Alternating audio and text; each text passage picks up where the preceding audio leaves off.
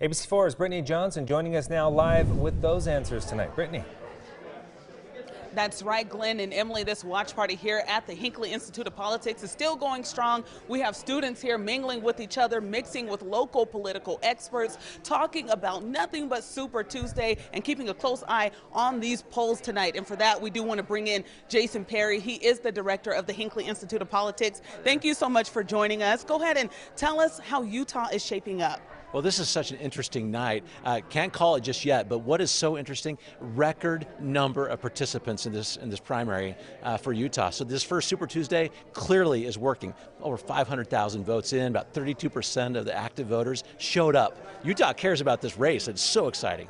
I know we're still not seeing numbers yet for the polls here in Utah, but what about nationally? How are the candidates shaping up nationally? So the truth is, it's closer than many thought. Joe Biden has done very well in the South. We expected him to do well in those particular states. But what's interesting is in the states where he's winning really big. And that's what's interesting. This race is going to be a lot closer than many thought going out of this Super Tuesday. But we're really also seeing a coalescing here. We get the more moderate elements of the Democratic Party and the more liberal seem to be coming together, spending more time trying to build the case for the Democrats and less time going after each other. You talk about Joe Biden. How much of an impact did those last 24-hour endorsements help him? We saw Klobuchar drop out and then endorse him later yesterday. Well, I attribute a lot of that to the success of Joe Biden tonight. What a difference 24 hours makes. When Buttigieg and Klobuchar come out and they say, I'm going to support Joe Biden, it really solidified that power base for him. In Utah, of course, we have early voting, which we'll talk about a little bit as we go through the analysis of the night. But a lot of states didn't have that. These people are just showing up. And I think those endorsements with those candidates getting out of the way really helped Joe Biden. You talk about early voting. Some people kind of upset because of the mail-in ballots. Yeah. They voted early.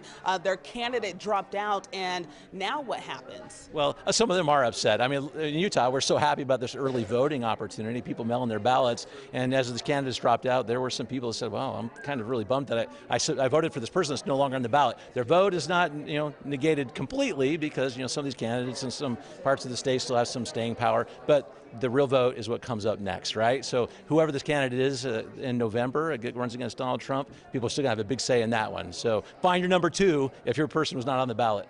And speaking of number two, which candidate is going to pick up most of these votes from the candidates who dropped out? Well, there are a couple things we're watching tonight as the results come in. Bernie Sanders still does very well in the state of Utah. He was polling well. If you go back to the 2016 race, he had 79% of the vote in the Democratic caucus, so still very strong. But what's interesting tonight we're trying to see is whether or not Bloomberg can really get some of those votes, because I think he's really going to try to get that moderate vote as well. And if he can't get some power tonight, some of these states under his belt, he's going to have a hard time surviving. So is Elizabeth Warren. All right, thank you so much for that insight there and breaking things down. We're going to stick here throughout the night, and we'll bring you the very latest here on air and online at abc4.com. But for now, we're going to send it back to you guys in the studio.